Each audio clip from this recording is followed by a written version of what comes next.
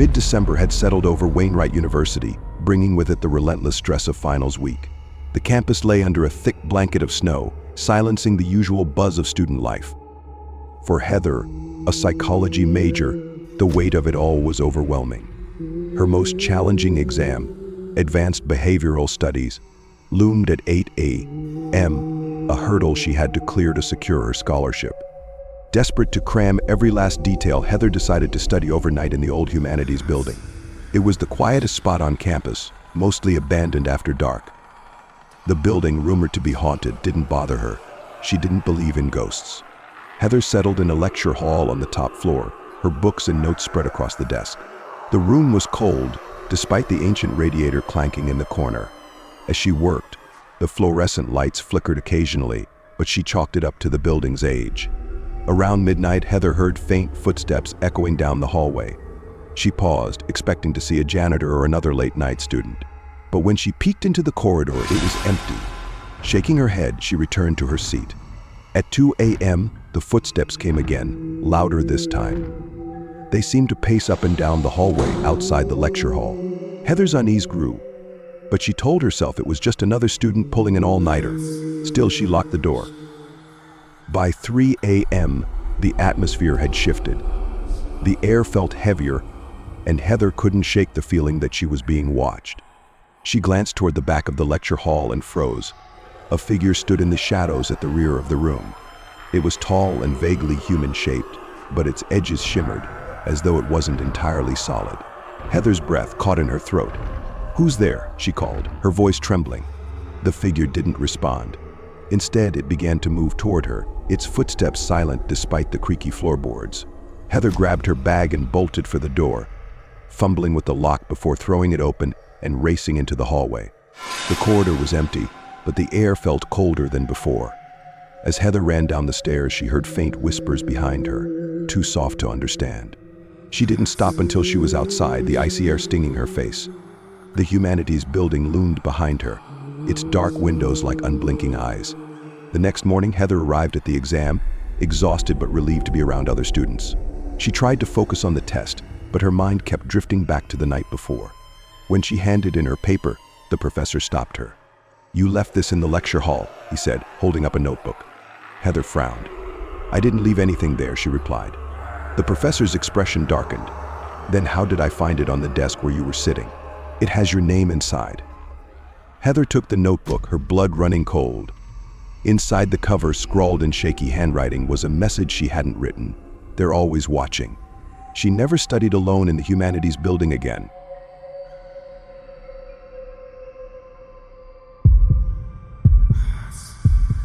At Westbridge University, the dormitories were old, with creaky floors and faded wallpaper that seemed to whisper of forgotten stories.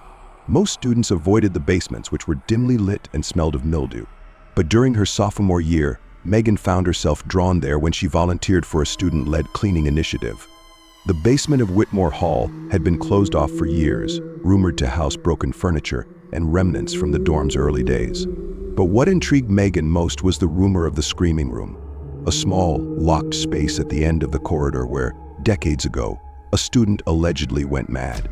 The night of the cleanup, Megan and her friends Sam and Laura descended into the basement armed with flashlights, gloves, and garbage bags.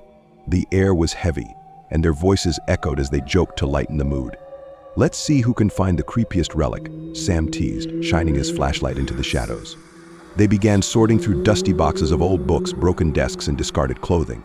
Megan stumbled upon a stack of Polaroid photos, each showing a different angle of what appeared to be the basement itself. But in the final photo, a blurry figure stood at the far end of the corridor. Megan shivered and tucked the photos into her pocket without telling the others. As they worked, strange things began happening. Sam's flashlight flickered before going out entirely, leaving him cursing in the dark. Laura swore she heard footsteps behind her, but when she turned, no one was there. Megan tried to laugh it off, but the feeling of being watched was growing stronger. Finally, they reached the infamous locked door of the Screaming Room. The old padlock was rusted but looked disturbingly intact, as though it had been untouched for years. "Dare you to open it," Sam said, his voice wavering just enough to betray his unease. Megan hesitated but couldn't resist. Using a crowbar from their cleaning tools, she managed to break the lock. The door creaked open, revealing a tiny, windowless room with crumbling walls and a single chair in the center. "What's that?" Laura whispered, pointing to the far wall. Scrawled in jagged red letters were the words, "Get out." Suddenly, the air grew icy, and a low wailing sound filled the room. It wasn't the wind or pipes, it was a human voice, rising in a chilling crescendo. Megan froze as the chair in the center of the room began to rock back and forth on its own. "Run," Laura screamed, grabbing Megan's arm. The three bolted out of the room, slamming the door behind them. As they sprinted up the stairs, the wailing followed them, turning into what sounded like hysterical laughter. They never spoke of the incident again, but Megan couldn't shake the image of the chair rocking on its own, or the eerie laughter. Weeks later, she developed the photo she had found, hoping to uncover something rational. In the last photo, the one with the blurry figure, it was no longer at the end of the hall. It was standing inches behind her.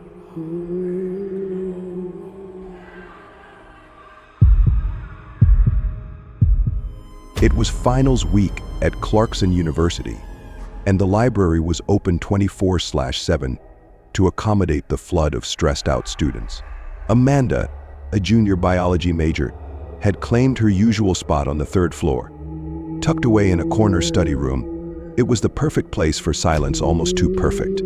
That night, Amanda was buried in organic chemistry notes. The faint hum of fluorescent lights buzzed overhead, and the only sound was the scratching of her pen on paper. Around midnight, she heard a faint noise. It was soft, irregular scratching, like something brushing against the walls. She stopped writing and tilted her head, listening. The sound disappeared as quickly as it had come. Shrugging, she returned to her work. But about 15 minutes later, it came again, louder this time. It wasn't just scratching now, it sounded like something being dragged slowly across the floor. Amanda's heart quickened. She glanced at the door, half expecting someone to knock or walk in. "Hello?" she called hesitantly. Silence answered her. Gathering her nerves, Amanda opened the door and stepped into the hallway. It stretched out ahead of her, the long rows of bookshelves casting jagged shadows under flickering fluorescent lights. The silence was oppressive, and the air felt colder here. She heard a faint thud behind her and whipped around. Nothing. A chill ran down her spine, and she quickly retreated back into her study room, locking the door behind her, trying to shake the unease. Amanda sat back down and forced herself to focus. But as she looked at the far wall, her stomach dropped. The shadow was there. It wasn't her shadow or the furniture's. It was tall and unnaturally thin, stretching across the wall and moving slowly, deliberately. The room's light flickered, and for a moment, the shadow seemed to dissolve into the darkness, only to reappear closer. Amanda froze. Her breath quickened, and her chest felt tight as the shadow continued to inch forward.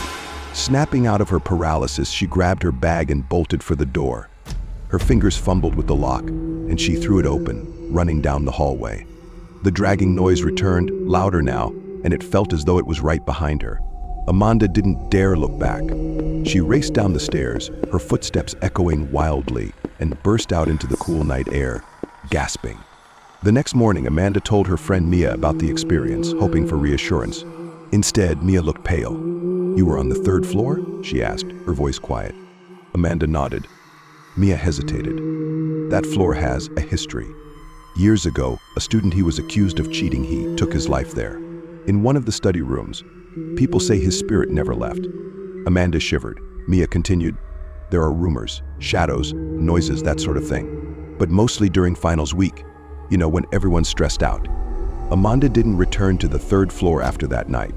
She found new study spots surrounded by the comfort of other students, where the only disturbances were whispered complaints about exams. But every time she passed the library, she couldn't help but glance up at the third floor windows, half expecting to see the shadow watching her. Students continued to tell stories about the third floor faint whispers, strange noises, and the feeling of being watched. Some believed the shadow was the ghost of the student trapped in a cycle of despair and regret.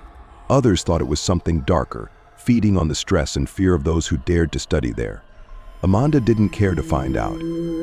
For her, the third floor was more than just haunted. It was a reminder that not all pressures are academic, and not all stories stay in the past.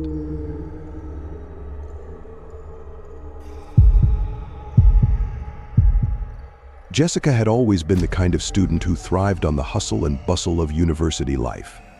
Between late-night study sessions and her part-time job, she was always on the go. However, as the semester wore on, she found herself increasingly drawn to the old, abandoned dormitory known as Hawthorne Hall, a place rumored to be haunted since its closure decades ago. It was a cold autumn evening when Jessica, fueled by curiosity and the thrill of the unknown, decided to explore the decaying building. Her friends had all dismissed her interest as mere superstition, claiming that tales of ghosts and strange happenings were nothing more than urban legends. But Jessica felt a strange pull towards Hawthorne Hall, an inexplicable desire to uncover its secrets. With her flashlight in hand, Jessica approached the entrance, its heavy wooden doors slightly ajar, creaking ominously as she pushed them open. The air was stale and thick with the smell of mold and decay. Inside, the once grand foyer was cloaked in darkness, dust motes dancing in the beam of her flashlight.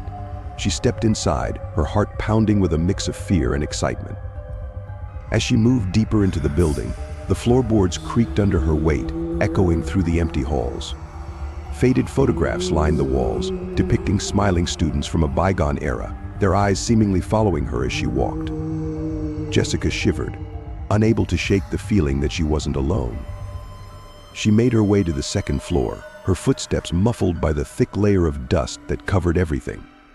As she reached the landing, she noticed a door at the end of the hall slightly ajar, a faint light flickering from within. Curiosity getting the better of her, she approached the door, pushing it open with a gentle nudge. The room inside was surprisingly intact, filled with old furniture and dusty books. But what caught her attention was an old, ornate mirror hanging on the wall. As she stepped closer, the flickering light from a nearby candle illuminated her reflection. But instead of her own face, she saw a woman with long, dark hair and hollow eyes staring back at her, a ghostly figure shrouded in shadow. Startled, Jessica stumbled back, her heart racing. She blinked, and the apparition disappeared, leaving her staring at her own reflection. Shaking her head, she chalked it up to her imagination playing tricks on her. "It's just an old building," she whispered to herself, trying to calm her nerves. Just then, a loud bang echoed through the hall, making Jessica jump. She turned, shining her flashlight down the corridor, but saw nothing.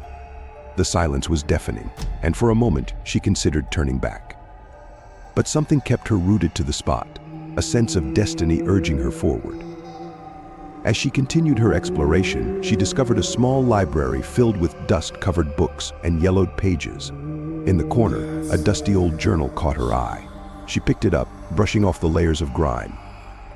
The leather cover was cracked, and as she opened it, she found it filled with entries detailing the life of a student named Eliza who had lived in Hawthorne Hall decades ago. Eliza's entries were haunting, speaking of strange noises in the night and a growing sense of dread that seemed to envelop the building. The final entry sent chills down Jessica's spine. "I can feel her watching me. She won't let me leave. I think I'm losing my mind." Jessica's heart raced as she realized Eliza had written about the very same thing she had been feeling. Suddenly, a cold gust of wind swept through the library, extinguishing her flashlight and plunging her into darkness. Panic surged as she fumbled for her phone, the screen illuminating her face with an eerie glow. She could feel the temperature drop, her breath visible in the chilling air. Desperate to escape the oppressive atmosphere, Jessica bolted from the library, but as she ran down the hallway, the door at the end slammed shut, trapping her inside. She pressed her hands against the door, trying to push it open, but it wouldn't budge. Fear gripped her as she realized she was not alone. From behind her, she heard the unmistakable sound of footsteps, slow and deliberate, echoing through the corridor. She turned, her heart racing as she pointed her phone's light down the hallway. There, just at the edge of the light, stood the shadowy figure of the woman from the mirror, her hollow eyes locked onto Jessica. Frozen in place, Jessica felt a wave of terror wash over her. The figure began to glide toward her form flickering like a flame in the wind. Jessica screamed, throwing herself against the door, desperate for escape. Just as she thought all hope was lost, the door creaked open, and she stumbled into the darkness. She ran blindly through the halls, her heart pounding in her chest as she searched for a way out. The shadows seemed to close in around her, whispering her name, taunting her with a chilling laughter that echoed through the empty building. She felt the temperature drop further, and with each breath, her desperation grew. As she reached the staircase, she glanced back, catching a glimpse of the ghostly woman following her hollow eyes glowing with an otherworldly light. Jessica felt a surge of adrenaline, pushing her to sprint down the stairs. She could hear the footsteps behind her, getting louder, closer. Finally, bursting through the front doors of Hawthorne Hall, she stumbled into the cool night air, gasping for breath. She turned to look back, expecting to see the figure lingering in the doorway, but instead, there was nothing but darkness. The old building loomed ominously behind her, silent once more. Shaking, Jessica hurried away from the dormitory, her mind racing as she replayed the night's events. She couldn't shake the feeling that something had changed within her, that the haunting had somehow reached out to her. As she reached her own dorm, she slammed the door shut, locking it behind her. That night, she tossed and turned in bed, unable to escape the visions of the ghostly woman and Eliza's haunting journal entries. Sleep eluded her as the darkness crept closer, wrapping around her like a shroud. Eventually, exhaustion took over, and she drifted into a restless sleep. In her dreams, Jessica found herself back in Hawthorne Hall, standing in front of the mirror. The ghostly woman appeared once more, but this time she spoke, her voice a chilling whisper. "You've seen what I've seen. You cannot leave." Jessica felt an icy grip around her heart, paralyzed by fear as the room around her began to swirl. Waking up in a cold sweat, Jessica bolted upright, heart racing. She quickly glanced at the time, 3:33 a.m.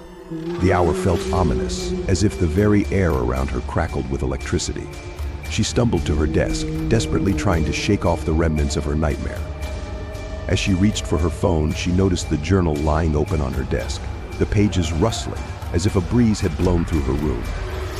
Panic surged as she rushed to close it, but when she looked down, she saw that the last page had been filled with new entries in Eliza's handwriting, detailing Jessica's own experience. "Jessica is here. She feels me watching her. I can't let her leave." The chilling words sent a jolt of terror through her body. How was this possible? Had she really been marked by the spirit of Eliza? Jessica's heart raced as she clutched the journal, her mind reeling with fear. Suddenly, the lights flickered, plunging her room into darkness once more. A deep sense of dread filled her, and she could hear faint whispers echoing in her ears. "Join us, Jessica," they called, the sound sending shivers down her spine. She stumbled backward, feeling a cold presence wash over her. The shadows in the room seemed to deepen, coalescing into a figure. The ghostly woman stood before her, her eyes glowing with a sinister light. Jessica tried to scream, but her voice was lost in the suffocating darkness. The woman reached out, her icy fingers brushing against Jessica's arm. In that moment, Jessica felt a surge of memories flood her mind, glimpses of Eliza's life, her fears, her desperation. The realization hit her like a freight train. Eliza had never left this place. Her spirit was trapped, yearning for freedom. And now Jessica was entwined in her fate. The woman leaned closer, whispering, "You must finish what I started." The air grew thick with an unexplainable energy, and Jessica felt her body growing weak. The boundaries of her reality began to blur, merging with the memories of Eliza's torment. Just as Jessica felt herself slipping away, a surge of defiance erupted within her. "No," she shouted, pushing against the darkness. "I won't be your pawn." The room erupted with a blinding light, and the shadows recoiled, shrieking as if they were being burned away. With every ounce of strength, Jessica focused on the memories of her own life, her friends, her dreams. The light intensified, illuminating the room and driving the figure back. Finally, with one last burst of energy, she shouted, "You will not take me." The darkness exploded outward, and with it, the ghostly woman dissolved into the air, leaving behind an echo of sorrow. Jessica collapsed onto her bed, gasping for breath. The weight of the haunting finally lifted. Though she had escaped the clutches of the spirit, she knew that Hawthorne Hall would always carry its dark legacy, and she had narrowly avoided becoming another ghost story of her own.